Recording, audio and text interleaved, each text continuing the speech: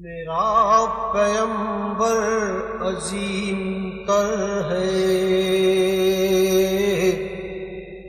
میرا پیغمبر عظیم تر ہے۔ کفار کو بھی یہ حصہ ملا ہے۔ کفار ہمارے ہاں، ہم تو مسلمان ہیں نا، ہم آپس میں لڑتے رہتے ہیں، لیکن مصطفیٰ کی سیرت دیکھیے۔ مصطفیٰ کریم صلی اللہ علیہ وآلہ وسلم جب احد میں گئے نا، احد میں تو اس وقت کافروں نے تین انداز کی مارا، تیر مارے، پتھر مارے۔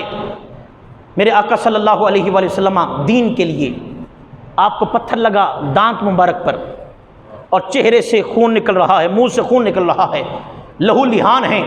وہ مقدس جسم یار کہ جس پر کبھی مکھی نہیں بیٹھی، جس پر کبھی مکھی یا مچھر نہیں بیٹھا، وہ مقدس جسم اطہر کہ جس کی رب بھی قسمیں کھایا کرتا ہے۔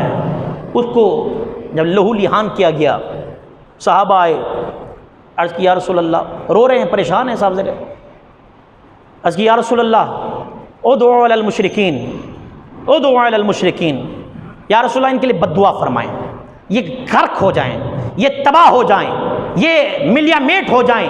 لیکن مصطفیٰ کا جملہ سنیے، مصطفیٰ نے فرمایا صحابہ بات تو تمہاری ٹھیک ہے، انہوں نے ظلم کیا ہے، انہوں نے زیادتی کی ہے، میں نے تو اللہ کی وحدانیت کا اعلان کیا، میں نے تو رسالت کا اعلان کیا، میں نے تو نبوت کا اعلان کیا، میں تو انہیں جہنم سے نکال کر جنت میں داخل کرنا چاہتا ہوں تھا، لیکن انہوں نے ظلم کیا ہے۔ لیکن صحابہ تم جو کہہ رہے ہو کہ میں ان کے لیے بد دعا کروں، سنو، انی لم ابعث لعانا وانما بعثت رحمہ۔